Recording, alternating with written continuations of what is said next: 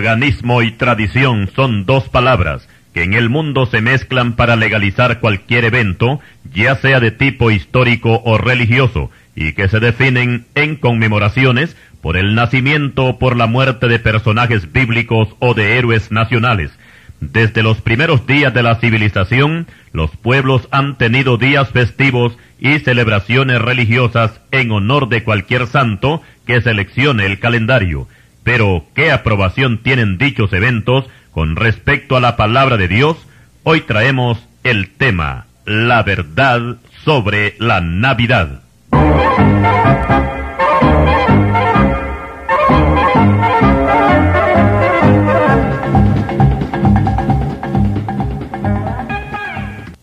Para el desarrollo de este tema, vamos a tomar la cita bíblica en Romanos 14:17, que dice así: porque el reino de Dios no es comida ni bebida, sino justicia, paz y gozo en el Espíritu Santo. Diremos en primer lugar que la palabra Navidad no es palabra bíblica, y cuando los diccionarios mencionan la palabra Navidad, es más que todo por tradición y por costumbre, porque la palabra en sí no tiene ningún significado, porque si quisiéramos relacionarla al nacimiento de Cristo, entonces la palabra no fuera Navidad, sino Natividad, porque esta palabra sí tiene relación al nacimiento, no solamente al de Cristo, sino de cualquier persona que nace en el mundo. En el lenguaje secular no se usa la palabra natividad, sino que ha sido cambiada por onomástico o cumpleaños. La fiesta de la Navidad se celebra en la mayor parte de los países del mundo en honor al nacimiento del Señor Jesucristo. Pero, ¿será verdad que el Señor nació un 25 de diciembre? ¿O hasta dónde podemos creer que la Navidad es una fiesta dedicada para Él? ¿Por qué mejor no investigamos y nos informamos de dónde arranca esta famosa fiesta de Navidad? Vamos a retroceder en la historia y nos vamos a ubicar con la generación que surgió después del diluvio, y en el capítulo 10 y versículo 8 del libro de Génesis encontramos a un hombre llamado Nimrod, el cual era hijo de Cus, Cus era hijo de Can, y Can era hijo de Noé. O sea que Nimrod era bisnieto de Noé. Este Nimrod fue un vigoroso cazador delante de Jehová, que confió en su propia fuerza y en su destreza, y se apartó de los caminos de Dios, y fundó un reino conocido como Babel. Génesis 10, versículo 10. También fundó el imperio asirio, Babilonia y otras ciudades más. La información que nos han dejado los historiadores antiguos es que este Nimrod fue el que fundó la primera religión que se conoce en la historia, como es la babilónica. Y de esta religión es que arranca toda la apostasía mundial, que con el correr del tiempo llenó toda la tierra. Y Nimrod se convirtió en el primer dios falso que se conoce. Su esposa se llamó Semiramis, y ésta a su vez le dio un hijo que se llamó Tamuz. Más tarde, cuando el paganismo y la idolatría entró a Israel, las mujeres hebreas le rendían culto a Tamuz, como nos dice Ezequiel capítulo 8 y versículo 14. Aquí tenemos una trinidad pagana: el padre Nimrod, la madre Semiramis y el hijo varón llamado Tamuz.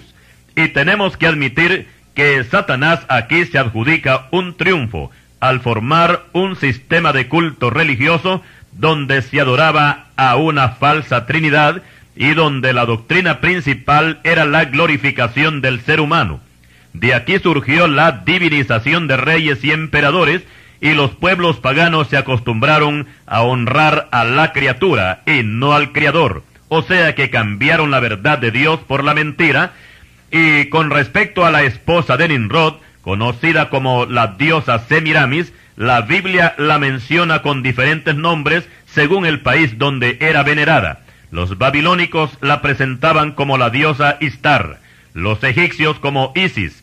Para los egipcios esta diosa era la esposa de Osiris, los cuales tuvieron un hijo llamado Horus, y de Horus es que se deriva el famoso horóscopo. Para los cananeos, Semiramis era conocida como Astarot o Astarte. Para los efesios, esta misma diosa se conocía como Diana, y era la diosa que veneraba toda Asia y el mundo entero, según encontramos en Hechos 19, versículo 27. A los que veneraban a este ídolo, Satanás les había hecho creer que había venido del planeta Júpiter, y el apóstol Pablo estuvo a punto de perder la vida cuando denunció públicamente la falsedad de este ídolo pagano, según nos dice Hechos capítulo 19, versículos 23 al 41.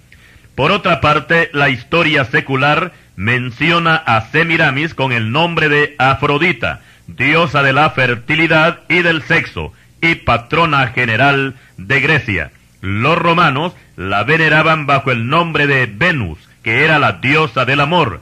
En el libro de Jeremías se menciona a esta diosa como la reina del cielo. Jeremías capítulo 7, versículo 18. Los israelitas se volvieron locos con la diosa cananea llamada Astarot, que es la misma Semiramis que aún el rey Salomón, con toda la sabiduría que había recibido de Dios, no resistió la tentación y se postró a los pies de este ídolo. Primer libro de Reyes, capítulo 11, versículos 4 y 5. Y como decíamos anteriormente, que de la unión de Nimrod y Semiramis nació Tamuz. En aquel tiempo se propagó la creencia que después del parto Semiramis quedó siempre virgen, y por esta razón el pueblo pagano le rendía culto a esta falsa diosa bajo el nombre de la Virgen Semiramis. Siglos más tarde, el Vaticano adoptó esta misma creencia con respecto a María, que después de dar a luz al Señor Jesucristo, ella siempre quedó virgen, cosa que gran parte del clero no lo cree. Y volviendo a Nimrod, después de su trágico asesinato, Semiramis proclamó a su hijo como el gran libertador de los hombres, como un dios. Y para comenzar con esta apostasía, dispuso que el mundo celebrara el día del nacimiento de Tamuz, que más tarde se convirtió en una fiesta pagana, donde la gente, además de comer y emborracharse, y cometer toda clase de inmoralidades, también se intercambiaban regalos como parte del festejo. Y por lo general, en estas fiestas se colocaban estatuas de Semiramis con un niño en los brazos. Este niño, que era Tamuz, los paganos lo reconocían como el niño Dios. La arqueología moderna ha desenterrado estatuas de esta diosa con un niño en sus brazos, no solamente en Babilonia, sino que también en la China y el Tíbet. Explicamos que el cumpleaños de Tamuz se comenzó a celebrar 2000 años antes de que Cristo naciera, y ha sido conocida como la Navidad antigua. En el tiempo del Imperio Romano, los idólatras celebraban el nacimiento de Semiramis en la fecha que el calendario moderno marca el 25 de marzo, fecha que más tarde le atribuyó al nacimiento de la Virgen María. Para la religión babilónica, la Virgen Semiramis ascendió al cielo en la fecha que corresponde al 8 de septiembre. También esta misma fecha se le atribuyó a María como el día de su ascensión al cielo. Explicamos que antes de que Cristo naciera en Belén de Judea, Babilonia ya no existía como imperio, porque después de haber pasado el imperio medo-persa y también el de Grecia, ahora le tocaba el turno al imperio romano, el cual cambió la fiesta pagana dedicada a Tamuz para dedicarle ese mismo día al dios Sol y al dios Saturno, aunque la fiesta tendría que celebrarse en la misma forma que antes, nada más que a otro falso dios. Esta fiesta romana y pagana fue conocida como los Saturnales. En esta fiesta se hacía de todo lo que es contrario a la moral, tal como sucede en este tiempo con los famosos carnavales de Río de Janeiro en Brasil. Los Saturnales se celebraban cada año en la fecha que nuestro calendario marca el 25 de diciembre. Más tarde, el Vaticano eliminó los Saturnales y en su lugar y en la misma fecha se colocó la celebración del nacimiento de Cristo. Y esto quiere decir que la fiesta iba a ser la misma, nada más que los babilónicos se la dedicaban a Tamuz, los romanos se la dedicaban al sol, y el catolicismo romano se la dedicaba a Cristo. Lo único que cambió en esta fiesta fue el nombre, pues en vez de llamarse Saturnales, ahora se llamaría Navidad. Por supuesto que las prácticas son las mismas, y los ingredientes para celebrar la fiesta no han cambiado: comida, bebida, bailes, regalos, música, borracheras, orgías, asesinatos, etc. Por supuesto que yo no tengo que explicarle a usted cuáles son los frutos de las fiestas navideñas, porque usted mismo los conoce, pero no está de más invitarle a que el 25 de diciembre por la mañana haga usted una visita a las postas de policía, y va a encontrar las celdas atestadas de borrachos, los hospitales llenos de heridos, y la morgue judicial llena de muertos. Qué diferente a lo que nos enseña la palabra de Dios, que el reino de Dios no es comida ni bebida, sino justicia, paz y gozo en el Espíritu Santo, dice Romanos 14:17. Es natural que la gente que no ha experimentado un nuevo nacimiento en Cristo Jesús tiene que buscar un punto de apoyo para justificar sus instintos pecaminosos. Y en este caso, qué mejor que buscar una fiesta religiosa para poder lograrlo. Y ampararse en el nacimiento de Cristo parece que ha traído buenos resultados. Si somos honestos, tenemos que admitir que el ser humano, con sus pensamientos humanos, nunca ha buscado complacer a otro, sino complacerse a sí mismo, y mucho menos complacer a sus dioses. Para el caso diremos que a los babilónicos no les interesaba Tamuz, sino divertirse, y lo mismo ocurría con los romanos, que no les interesaba gran cosa venerar al sol, sino darles rienda suelta al pecado. ¿Y qué diremos de los comerciantes modernos, cuando esta es la mejor época para las ventas, la fecha de la Navidad? ¿Están ellos interesados en Cristo o en obtener buenas ganancias económicas? Veamos qué ocurrió con unos comerciantes de Éfeso, cuando el apóstol Pablo estaba sacando a muchos del paganismo, que hubo por aquel tiempo un disturbio no pequeño por causa de la predicación del Evangelio, porque un platero llamado Demetrio, que hacía de plata templecillos de la diosa Diana, y daba no poca ganancia a los artífices, a los cuales, reunidos con los varones del mismo oficio, dijo: varones, sabéis que de este oficio obtenemos nuestra riqueza. Pero veis y oís que este Pablo, no solamente en Éfeso, sino en casi toda Asia, ha apartado a muchas gentes con persuasión, diciendo que no son dioses los que se hacen con las manos. Y hay peligro de que este negocio venga a desbaratarse. Libro de los Hechos, capítulo 19, versículos 23 al 27. Más francos no podían ser estos comerciantes de Éfeso, y claramente dan a conocer que les importa un comino la diosa Diana. Su preocupación mayor era que el negocio se les venía abajo, y el causante de esta tragedia era el apóstol Pablo con la predicación del Evangelio.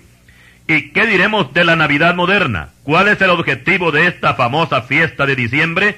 Honrar a Cristo, celebrarle su cumpleaños, recibir aguinaldos, celebrar una fiesta familiar. ¿Cuál sería la reacción que tendrían los comerciantes si esta fiesta fuera anulada del calendario? Y aquí tenemos una pregunta. ¿Nació Cristo un 25 de diciembre? ¿Qué dice la Biblia con respecto a los cumpleaños? Cuando entramos al Nuevo Testamento, en los 4 evangelios encontramos la biografía de nuestro Señor Jesucristo desde su nacimiento, su ministerio de predicación, su muerte y su ascensión al cielo. Luego pasamos al libro de los Hechos y a las epístolas, y cerrando con el libro de Apocalipsis. En todos estos 27 libros del Nuevo Testamento encontramos una gran variedad de enseñanza dedicada para la edificación de la iglesia, lo mismo que las señales proféticas que anuncian el retorno del Señor. Pero en toda esta escritura no encontramos ni un tan solo versículo que nos indique la fecha en que nuestro Señor Jesucristo nació en el mundo. Con esta información surge una pregunta: ¿Pueden los cristianos evangélicos celebrar la Navidad como lo hacen los que no son evangélicos? Continuaremos.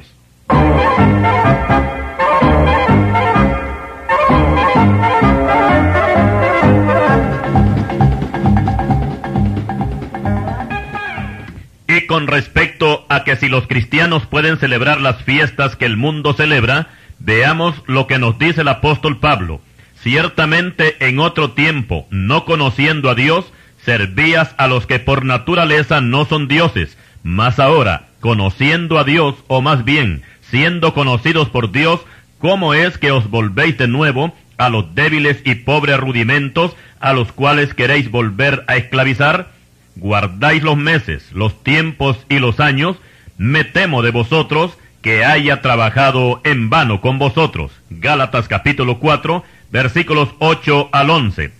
El apóstol Pablo les dice a los cristianos de Galacia que si ellos siguen celebrando las fiestas mundanas, en vano fue el trabajo que hizo al predicarles el Evangelio. Ahora, con respecto al cumpleaños del Señor Jesucristo, la Biblia no dice nada, y mucho menos para que se pueda celebrar. No encontramos ni siquiera un versículo que apoye esta celebración. En toda la Escritura encontramos únicamente 2 cumpleaños, que por cierto no eran de santos, sino de 2 reyes impíos, como ser Faraón y Herodes, y que en ambos se produce una muerte.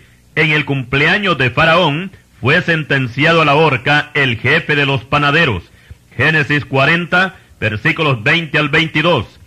El otro muerto lo encontramos en el Nuevo Testamento, y se trata de Juan el Bautista, que murió decapitado en la fiesta del cumpleaños de Herodes. Mateo capítulo 14, versículos 1 al 12.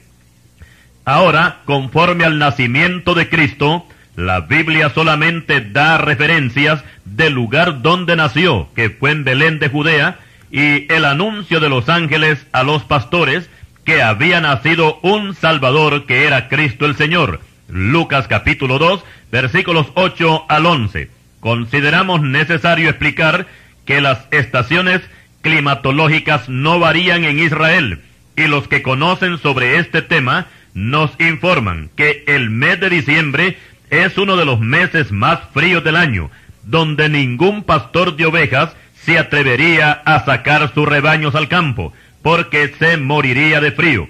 Por tanto, queda descartado que el Señor Jesucristo haya nacido un 25 de diciembre, y ni siquiera en el mes de diciembre. Todo celebrador navideño tiene que aceptar con toda honestidad que no existe ningún documento bíblico ni extrabíblico, y ni siquiera antibíblico, que tenga registrado el día y el mes en que nació nuestro Señor. Ahora veamos qué nos dicen las enciclopedias con respecto a la Navidad.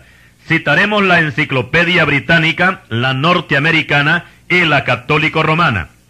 Explicamos que una enciclopedia no es un libro cualquiera, mucho menos una revista o un periódico donde aparecen errores y mentiras todos los días. La enciclopedia no es hecha solamente por escritores, sino que también participan hombres de ciencia e historiadores, donde los escritos se examinan cuidadosamente, se investigan, se comprueban y por último se les da el visto bueno para que sean impresos. A continuación vamos a citar la Enciclopedia Británica y veamos lo que nos dice con respecto a la Navidad. La Navidad no se contaba entre las festividades de la Iglesia Apostólica. No fue instituida por Jesucristo, ni por los apóstoles, ni por ninguna autoridad bíblica en el Nuevo Testamento. La Navidad fue tomada del paganismo. Por su parte, la Enciclopedia Norteamericana, refiriéndose a la Navidad, dice: la Navidad no se celebraba en los primeros siglos de la era cristiana, ya que la costumbre del cristianismo era celebrar no el natalicio, sino la muerte de personas importantes. Para un ejemplo, la comunión, o sea, la Pascua, instituida por autoridad bíblica en el Nuevo Testamento, es una conmemoración de la muerte de Cristo. La celebración de la Navidad fue constituida en el siglo IV, y ya en el siglo V la Iglesia Católica dio orden que se celebrase para siempre. Pero como la Iglesia desconocía la fecha del nacimiento de Cristo, había que celebrarlo en la misma fecha en que el Imperio Romano celebraba el Día del Sol, y este día correspondía al 25 de diciembre. Esto es lo que dice la Enciclopedia Norteamericana con respecto a la Navidad. Al inicio de este mensaje dijimos que el catolicismo romano fue quien le dio paso a esta fiesta pagana, pero oigamos lo que nos dice la Enciclopedia Católico Romana, y cita de esta manera: la festividad de la Navidad no estaba incluida dentro de la iglesia primitiva. Los primeros indicios provienen de Egipto. Las costumbres paganas están relacionadas y centradas en la fiesta de la Navidad. A continuación, la Enciclopedia Católica cita las palabras de Orígenes, varón de Dios, que fue discípulo del apóstol Juan, y dice Orígenes, citado por esta enciclopedia: no encontramos en las Escrituras a nadie que haya guardado una fiesta ni celebrado un gran banquete correspondiente al día de su natalicio. Solo los pecadores, Faraón y Herodes, celebraban con gran regocijo el día que nacieron en el mundo. Esto es lo que dice la Enciclopedia Católica, y termina con estas palabras: la fecha exacta del nacimiento de Jesucristo es totalmente desconocida. Ahora vamos a incluir aquí el comentario que hacen de la Navidad dos reconocidos sacerdotes católicos salvadoreños. Son ellos Ildefonso León López y José Antonio Guevara, de la Parroquia María Auxiliadora de Santa Ana, El Salvador, en su libro El Sendero de la Fe. Oigamos su comentario. La celebración de la Navidad se generalizó en el siglo IV por un edicto de Constantino, emperador romano, convertido del paganismo al cristianismo. Ciertamente que la popularidad de esta fiesta antes del siglo IV era de origen pagano y se celebraba en honor del nacimiento del sol y los carnavales de Saturno. Pero los cristianos de ese tiempo usaron de la astucia para convertir la celebración mitológica pagana en fiesta cristiana. Desde entonces, aquella fiesta pagana tomó carácter cristiano, y de esa manera se convirtió la otrora fiesta del sol en la festividad del nacimiento del niño Dios. Y siguen diciendo los sacerdotes salvadoreños que la Navidad no se adapta a la fecha exacta en que nació Jesús. Eso nos tiene sin cuidado, dicen los sacerdotes. En primer lugar, porque nadie, en honor a la verdad, ha podido fijar exactamente el mes y el día en que se dio el magno acontecimiento del nacimiento de Jesús. En segundo lugar, lo que nosotros, dicen estos sacerdotes, conmemoramos solemnemente es que Cristo nació. Que haya sido martes, jueves o domingo, y en el mes de diciembre, enero, febrero, marzo o abril, nos da igual. No cuestionamos ni el día ni la hora, ni el mes, porque a los cristianos nos basta que un día nació. Ahora bien, la Iglesia ha fijado el 25 de diciembre porque todo el mundo cristiano, con buena voluntad, regocijo y alegría, ha aceptado esta fiesta. Solo aquellos que no se sienten cristianos no se alegran del nacimiento de Cristo el 25 de diciembre. No es justo abolir esta fiesta solamente porque no sabemos exactamente cuándo fue que nació Jesús. Este comentario que hacen estos curas salvadoreños, Ildefonso León López y José Antonio Guevara, está autenticado por el vicario general José López Sandoval el día 15 de enero de 1987 en Santa Ana, República del Salvador. Cuando ellos dicen que no les interesa el día ni el mes para celebrarle la fiesta a Cristo, con eso están dando a conocer que no les interesa Cristo, sino la fiesta. Y es que en verdad, que a los mundanos nunca les ha interesado hacer la voluntad de Dios, sino complacerse ellos mismos. Podemos estar seguros de que si Dios hubiese ordenado celebrar el nacimiento de su Hijo, el mundo entonces no lo haría, porque ellos se caracterizan en llevarle siempre la contraria a Dios. Ahora surge una pregunta: ¿por qué Dios dejó escondida esa fecha? En primer lugar, porque las fiestas religiosas siempre provocan la idolatría, y Dios no quiere un pueblo idólatra, sino un pueblo santo. En segundo lugar, que Dios sabe, y todos debemos de entender, que celebrando el cumpleaños de Cristo nadie se salva, pero recibiéndolo a Él, a Cristo, y obedeciendo sus mandamientos, la gente sí se salva. Y aquí hay algo importante que es necesario que todos conozcamos, y sin el ánimo de exagerar las cosas, diremos que en el mes de diciembre y en Semana Santa es cuando más se blasfema el nombre de Cristo, porque es cuando todo el mundo se acuerda de Él, pero no para honrarlo, sino para tomar su nombre y ampararse en Él, para darle rienda suelta al pecado, para enviarse regalos y reclamar el aguinaldo. Desgraciadamente son muchas las iglesias evangélicas que se olvidan de su misión evangelizadora para ponerse al par de los mundanos y celebrar una fiesta que Dios no la tiene como mandamiento en la Biblia. Recordemos que quien le celebra el cumpleaños a Cristo es el mundo inconverso, y el mundo ha sido, es y será siempre enemigo de Cristo. Él lo dijo claramente cuando se dirigió a sus discípulos: si el mundo os aborrece, sabed que a mí me ha aborrecido antes que a vosotros. Juan capítulo 15, versículo 18. Por su parte, el apóstol Santiago les envía un mensaje a los evangélicos navideños y dice así: oh almas adúlteras, ¿no sabéis que la amistad del mundo es enemistad contra Dios? Cualquiera pues que quiera ser amigo del mundo se constituye enemigo de Dios.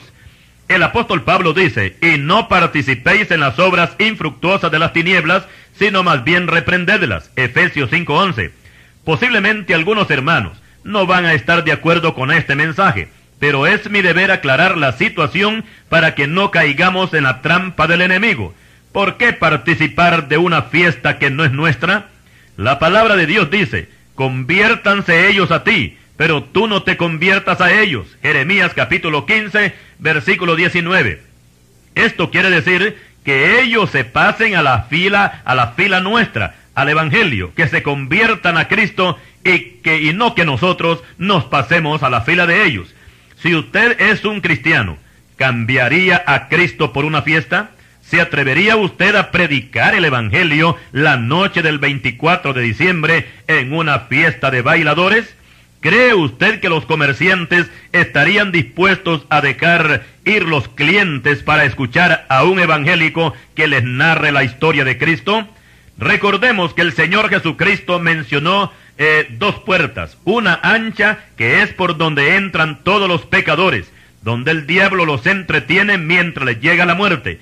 Por esa puerta ancha el cliente encuentra de todo: drogas, prostitución, alcoholismo, cine, televisión, juegos, crímenes, borracheras. O sea que en el mundo hay de todo, y también hasta fiestas navideñas también hay.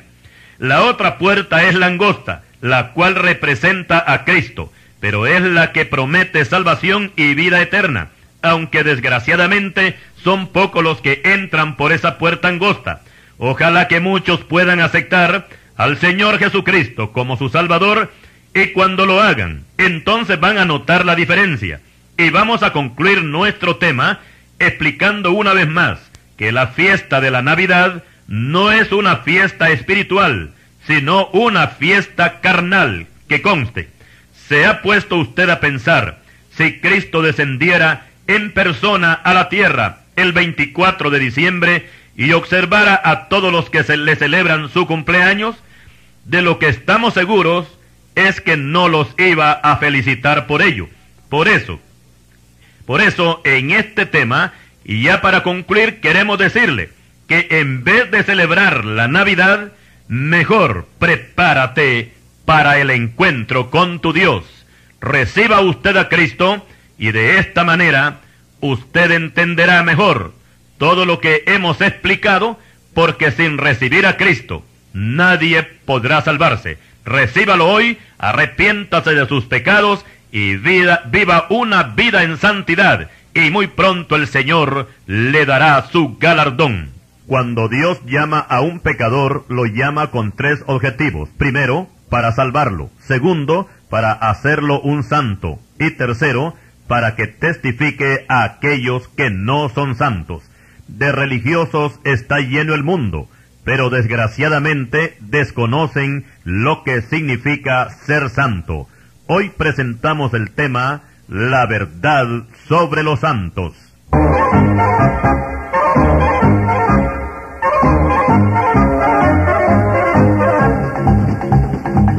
Para respaldar este tema, tomamos la escritura en primera epístola de Pedro, capítulo 1, versículos 15 y 16, que dicen así: como aquel que os llamó es santo, sed también vosotros santos en toda vuestra manera de vivir, porque escrito está, sed santos, porque yo soy santo.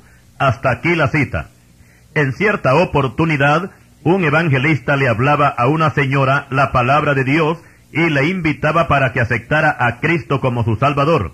Esta señora era practicante de la religión romana y le dijo al evangelista: yo no puedo aceptar a Cristo porque hay un punto en el cual yo no estoy de acuerdo, y es que los evangélicos no creen en los santos, y yo sí creo en ellos. El evangelista le dijo: ya que usted cree en los santos, ¿no le gustaría también llegar a ser una santa? ¿Yo llegar a ser una santa? No se burle usted de mí. El siervo de Dios le dice: ¿así que usted piensa que no puede llegar a ser una mujer santa? Así es, dijo la mujer. Yo soy una mujer como las demás, y sé que nunca llegaré a ser una santa. Pues quiero advertirle, dijo el evangelista, que si usted no llega a ser una santa, no podrá entrar al reino de los cielos, porque la Sagrada Escritura dice en Hebreos 12:14, que sin santidad nadie verá al Señor. Así es que recuerde usted que Dios es santo, el cielo es un lugar santo, y los santos son los únicos que podrán entrar. Dijimos que esta señora era una buena persona, una mujer religiosa, pero ignoraba por completo las Sagradas Escrituras y lo que dicen con respecto a los santos. Para esta señora, los santos habían sido personajes de un linaje superior a los humanos, y con ese pensamiento es natural que pensara que ella nunca se iba a poner al par de ellos. Con mucha pena puedo asegurar que de la misma manera son millones los que piensan igual que esta mujer que acabamos de mencionar. Ahora surge la pregunta: ¿qué es un santo para usted? Con respecto a esta pregunta, se vierten varias opiniones y por supuesto que existe mucha ignorancia, porque, como dijimos, una gran mayoría no saben definir la palabra santo. Algunos piensan que los santos son las estatuas e imágenes de yeso, de madera, de metal, de cartón o de papel. Otros creen que los santos son personajes que vivieron en el pasado y que fueron canonizados por los papas. Otros creen que los santos solo son los ángeles y no seres humanos. Otros relacionan a los santos con personas vivas que han aceptado a Cristo como Salvador y Señor de sus vidas. Algunos buscan a los santos entre los vivos, para otros los santos están en el cielo, y para otros los santos están en los altares. Con este mensaje espero que usted conozca quiénes son los verdaderos santos y qué se necesita para llegar a ser como uno de ellos. ¿Qué diferencia hay entre los santos de la Iglesia evangélica y los santos de la Iglesia católica? ¿Por qué los evangélicos no tenemos imágenes en los templos? ¿Por qué algunos sacerdotes católicos están quitando poco a poco las imágenes de sus templos? ¿Pueden las almas de los que murieron y están en el cielo ayudar a los que viven en la tierra? ¿Podemos invocar a los santos y rendirles culto? Si usted es una persona que profesa la religión tradicional, puede hasta enojarse conmigo si le digo que las estatuas que están en los nichos, en los altares, no son santos, sino estatuas. Objetos hechos por mano de hombres, que parecen y tienen forma de humanos, pero no son humanos, sino estatuas. Carecen totalmente de vida, porque no son obra de Dios, sino del hombre. Salmo 115, versículos 4 al versículo 8. Quiero compartir con usted una noticia que apareció en un periódico mexicano. Decía así: Monseñor Sergio Méndez Arceo, obispo de Cuernavaca, México, ha ordenado que se quiten todas las imágenes de los templos que corresponden a su jurisdicción, o sea, a la diócesis, aduciendo que no son santos sino imágenes. Pero los fieles se oponen a la orden dictada por el obispo y lo acusan de rebelión por no simpatizar con los santos. En verdad que se necesita valor para dar una orden así, pero se nota que este obispo ha entendido la Escritura cuando dice que un ídolo o estatua o imagen nada es en el mundo. Primera de Corintios 8:4, Primera de Corintios 10:20, Éxodo 24, Levíticos 26:1, Jeremías capítulo 10, versículos 3 al 5 y otras citas más. Ahora, si las estatuas no son santos, ¿quiénes en verdad son los santos? Según la Escritura, un santo es una persona viva y que ha sido justificado por la gracia de Dios, que ha nacido de nuevo por medio de la sangre de Cristo y ha sido sellado con el Espíritu Santo. Y por consiguiente, santo es aquel que lleva una vida santa. Por su parte, la Iglesia Católica Romana llama santos a los que merecen el cielo como recompensa por sus buenas obras, y por supuesto han muerto en los siglos pasados. Y aquí vemos dos puntos opuestos, porque la Biblia relaciona a los santos con personas vivas, mientras que el catolicismo romano le atribuye santidad solamente a los muertos. ¿Con quién se queda usted? ¿Con los vivos o con los muertos? Ojalá tenga usted buena visión para escoger. Y espero que se tome muy en serio, no mi opinión, sino lo que aconseja la palabra de Dios, que todo aquel que quiera ser salvo y quiera entrar al cielo tiene que pasar necesariamente por el proceso de la santidad, porque sin paz y sin santidad nadie verá al Señor. Hebreos 12:14. Tenemos que explicar que la Biblia no habla de santos canonizados, porque estos llegan a ser santos, los canonizados, por un procedimiento humano. Un hombre hace santo a otro hombre. Sin embargo, los verdaderos santos de Dios no pueden declararse santos ellos mismos, ni por ningún líder espiritual humano, sino que es Dios quien santifica a aquel que es candidato a ser santo. Primera Tesalonicenses 5:23. Es natural que todo creyente busca la santificación, pero quien lo santifica es Dios. Y por esta razón, la Biblia no tiene la enseñanza de que a una persona se le llame con el sobrenombre de santo, aunque la persona lo sea. Cuando se trata de dirigirse a una iglesia, sí es válida la palabra. Para el caso, el apóstol Pablo en sus epístolas se dirige a las iglesias como la iglesia de los santos, o santos santificados, o llamados a ser santos. Primera de Corintios 1, versículo 2, Romanos 1:7, Segunda de Corintios 1, versículo 1, Efesios capítulo 1, versículo 4, Colosenses capítulo 1, versículo 2. Y cuando enviaba el apóstol Pablo, cuando enviaba saludos, algunas veces usaba el término los santos os saludan, como por ejemplo en la epístola segunda de Corintios, capítulo 13, versículo 13, Filipenses 4, versículos 21 y 22. Explicamos que esto era en forma global, y cuando estaba ausente el apóstol.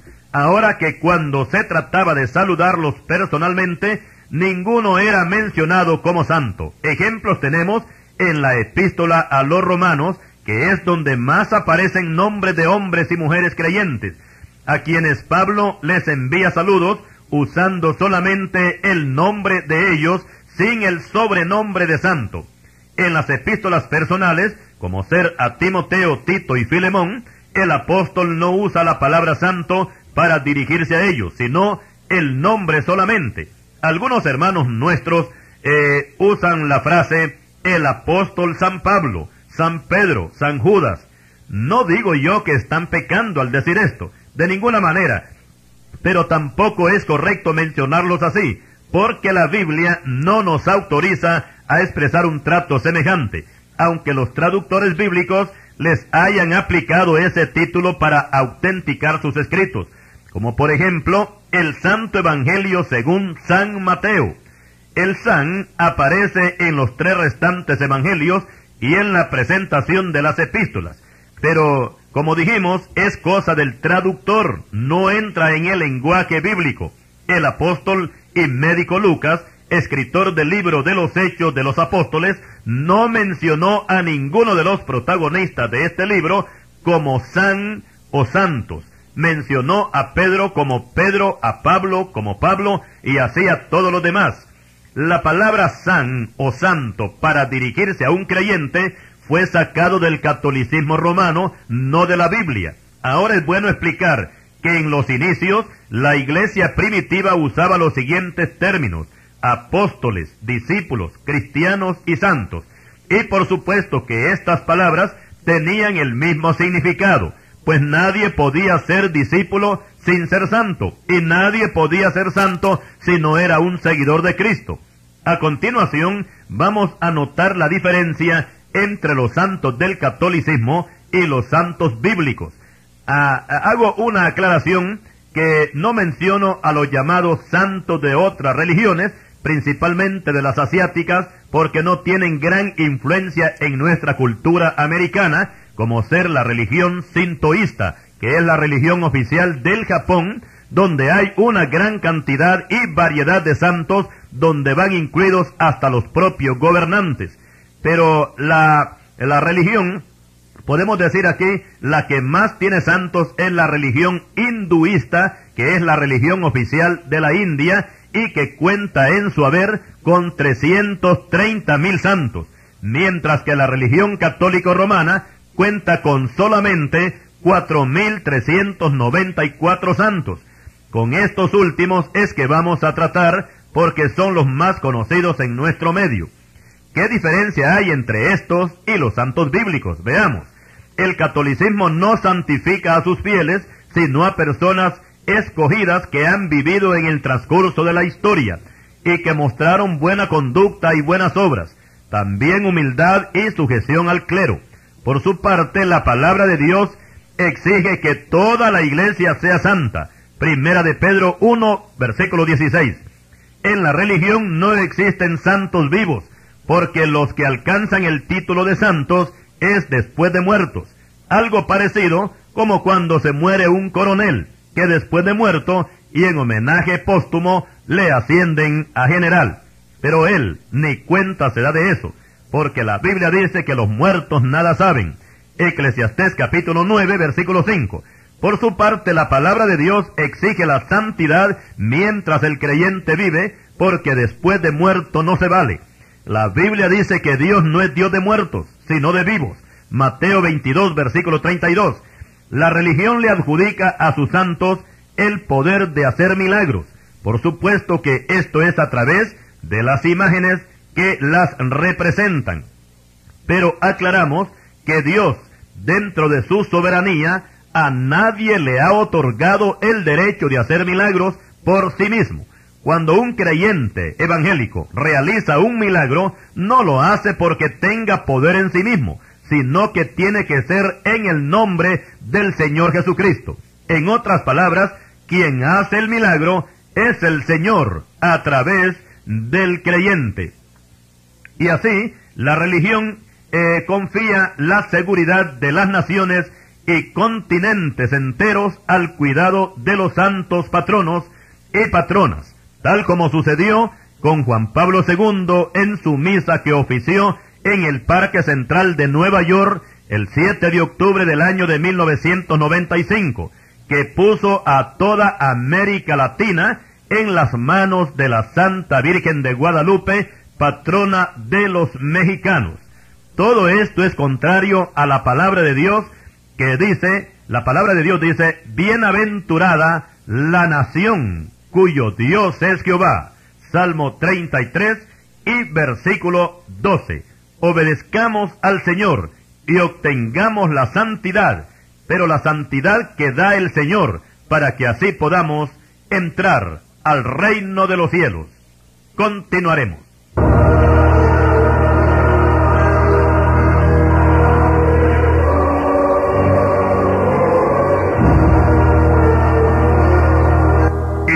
Siguiendo con el estudio sobre los santos, seguimos con las diferencias que existen entre los santos de la religión y los santos de Dios.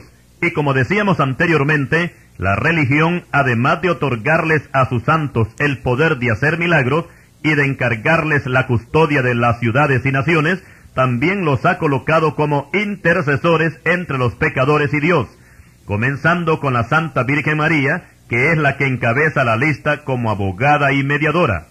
Cierta vez se presentó una plática entre un pastor y un sacerdote católico. La plática era con respecto a los santos, y el pastor preguntó, ¿los santos son humanos o son divinos? Son humanos, contestó el sacerdote. Pregunta el pastor, ¿pueden estar las almas de los santos al mismo tiempo en el cielo y en la tierra? No pueden hacerlo, dijo el sacerdote. Vuelve a preguntar el pastor, supongamos que en este momento haya en todo el mundo 20,000 personas elevando sus peticiones a la Virgen María. ¿Podría ella escuchar desde el cielo las peticiones que le están haciendo esas 20,000 personas en todo el mundo? El sacerdote se quedó pensativo por un momento y luego dijo, eso podemos considerarlo totalmente imposible. Solo Dios puede hacer eso. Después habló el pastor y dijo, entonces usted tiene que convenir conmigo que todos los que piden a los santos pierden el tiempo, pues ruegan a quien no les puede oír. Es cierto, dijo el sacerdote, que el único que puede estar en todo el universo es Dios, y que puede escuchar al mismo tiempo las peticiones de los que claman. Y es Dios quien le comunica las peticiones de sus devotos que les dirigen desde la tierra. Entonces dijo el pastor, conforme a su respuesta, quiere decir que Dios es mediador entre los santos del cielo y los hombres en la tierra. ¿En qué quedamos? Recuerde que la Biblia asegura que solamente existe un mediador entre Dios y los hombres, que es Jesucristo hombre. Primera de Timoteo 2, versículo 5. Y aquí nos detenemos en la plática del pastor y el sacerdote y explicamos, respaldados en la Escritura, que las almas de los santos que están en el cielo, y aquí explico también que estas almas tienen que ser de los verdaderos santos que Cristo santificó cuando estaban vivos en la tierra. Estas almas no pueden oír nuestras oraciones, ni peticiones, ni conocen los problemas que afrontamos aquí en la tierra. Dios es el único que conoce nuestros pensamientos. Él está atento a nuestras necesidades y escucha nuestras oraciones. Así lo dice Primera de Pedro, capítulo 3, versículo 12. Hemos encontrado dos razones por las cuales los santos no pueden ayudar a nadie. En primer lugar, porque ellos no son divinos. Solamente el Padre, el Hijo y el Espíritu Santo son divinos.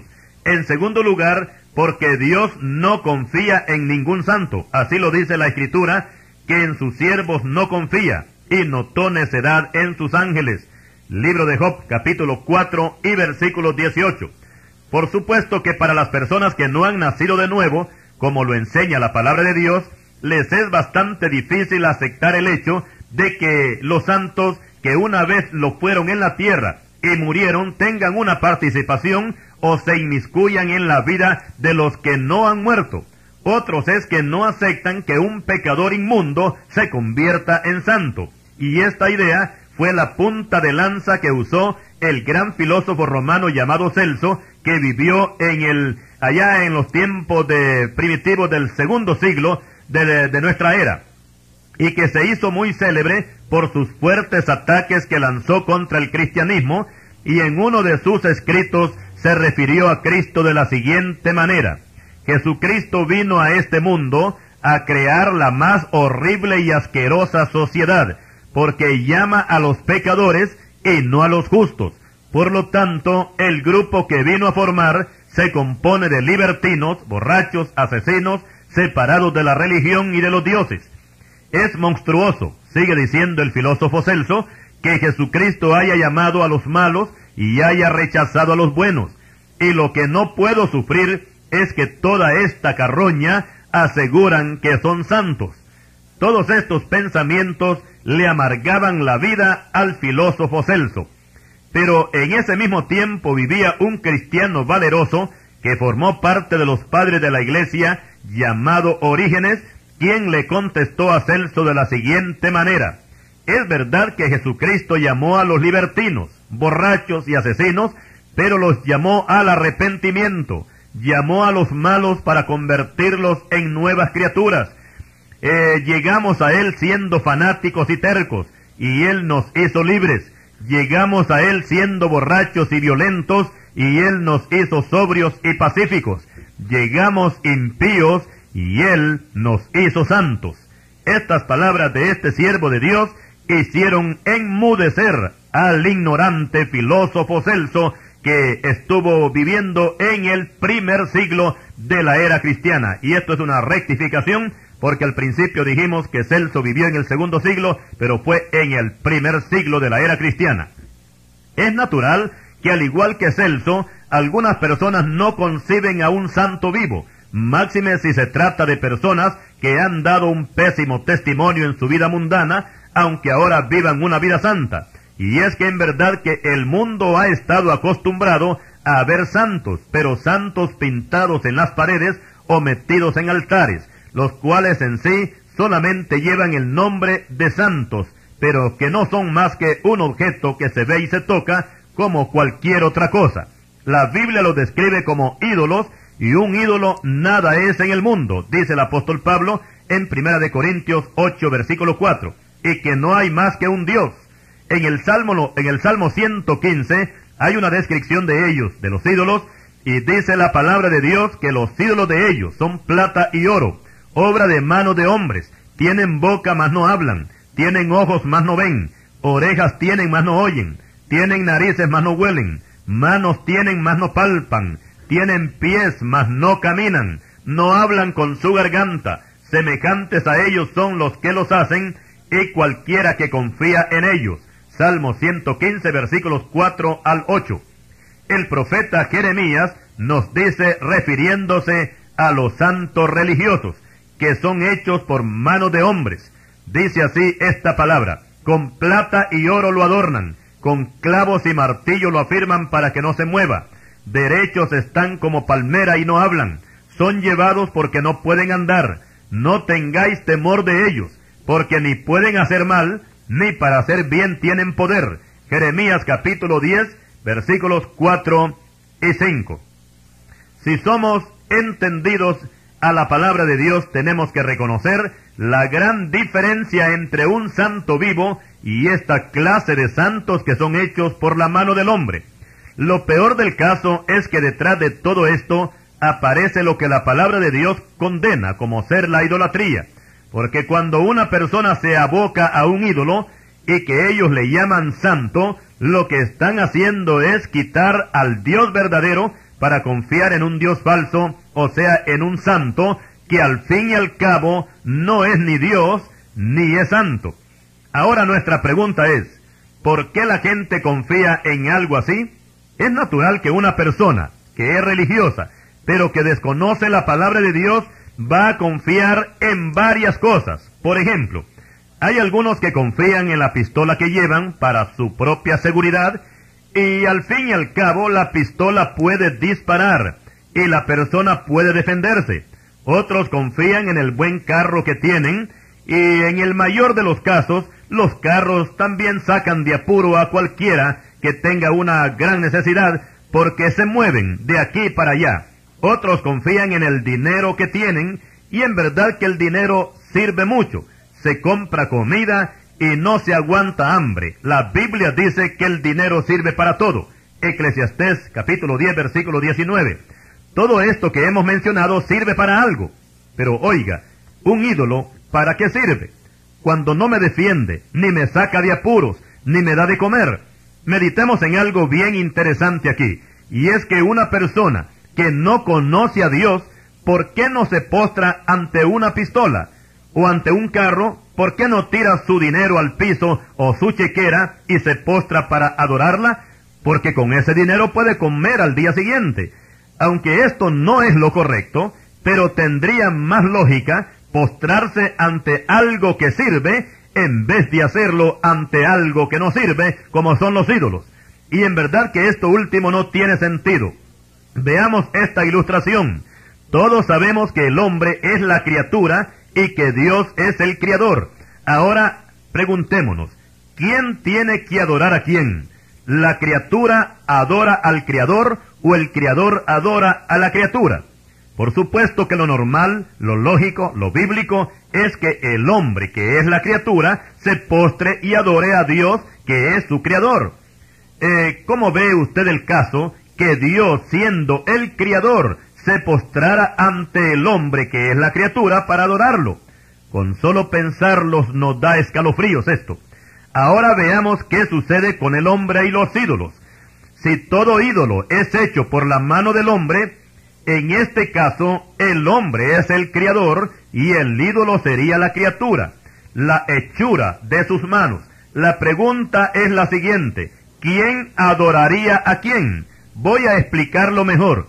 Si Dios me hizo a mí en el vientre de mi madre, como dice el Salmo 139 y versículo 13, y si yo soy obra de sus manos, entonces yo tengo que adorar al que me hizo. Ahora pensemos y pasemos, mejor dicho, al otro ejemplo. Si yo con mis manos formo un ídolo, eso quiere decir que yo soy el creador de ese ídolo. Si pensamos y actuamos ordenadamente, sin parcialismos y fanatismos, y usando únicamente la lógica humana, lo natural no es que yo me postre ante la obra de mis manos.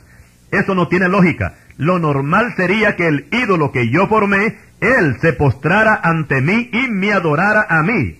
No se asuste que estamos hablando de un ídolo. Pero, ¿qué pasa con las personas que se postran ante los ídolos y les atribuyen poder, protección y hasta milagros? Esto no solamente es antibíblico, sino que es anormal, amoral, ilógico. No tiene sentido. Esto significa que el Creador, hablando del hombre, se postra ante su criatura, que es el ídolo. Otro punto importante de notar es que el Dios o ídolo ante el cual el hombre se postra no tiene vida. Sin embargo, el hombre sí tiene vida. Por otra parte, el hombre humano declara como santo no solamente al ídolo, sino el lugar donde es colocado, ya sean altares o templos. Todo esto es contrario a la palabra de Dios, porque Dios no exige lugares santos, sino hombres santos. Cuando los hombres pecadores elevan sus plegarias en las hermosas y lujosas catedrales, Dios no les oye, porque para ellos, aunque para ellos sean lugares santos, sin embargo, Dios, fíjese bien, Dios no está escuchando si ellos no están santificados, los hombres. Recordemos que Dios escuchó al apóstol Pablo y a Silas cuando se encontraban en una cárcel inmunda allá en Filipo, y hasta mandó Dios un terremoto y los libró de las cadenas. Hechos capítulo 16, versículos 25 y 26. La cárcel, explicamos, donde estaba Pablo y Silas, no era ningún lugar santo, pero los dos presos que ocupaban aquella celda, ellos sí que eran santos. Las personas que no han nacido de nuevo se enorgullecen de tener lugares sagrados, aunque sus personas estén sucias de pecado. Y aquí vamos a aclarar que los lugares de reunión, donde los verdaderos creyentes se reúnen para alabar a Dios, pueden ser lujosos, bonitos y aseados.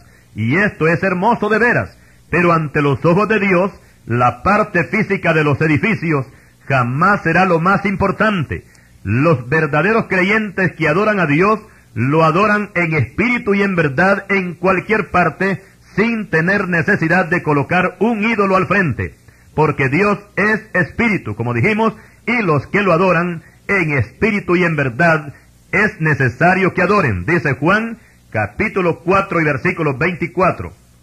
Y con respecto a la mujer que mencionamos al principio, que dijo que ella no aceptaba a Cristo, porque los evangélicos no creían en los santos, podemos decirles a todos los que pudieran opinar igual que ella, que nosotros sí creemos en los santos, nosotros los evangélicos, porque si no hubieran santos, no hubiera iglesia. La única diferencia es que la señora de la historia creía en santos muertos, y nosotros creemos en santos vivos. Y si usted quiere llegar a ser un santo, entonces le invito para que se arrepienta de sus pecados, abra su corazón y reciba al Santo de los Santos, al Señor Jesucristo, y de esta manera usted limpiará sus pecados y comenzará de ahí en adelante si obedece la palabra del Señor, a vivir una completa vida en santidad. Y en esta manera, usted sí pudiera estar un día en el reino de los cielos. Al Señor damos toda la honra y toda la gloria por el tema que hemos llevado a cabo, como ser la verdad sobre los santos. Y a usted le decimos gracias por escucharnos y que el Señor le bendiga.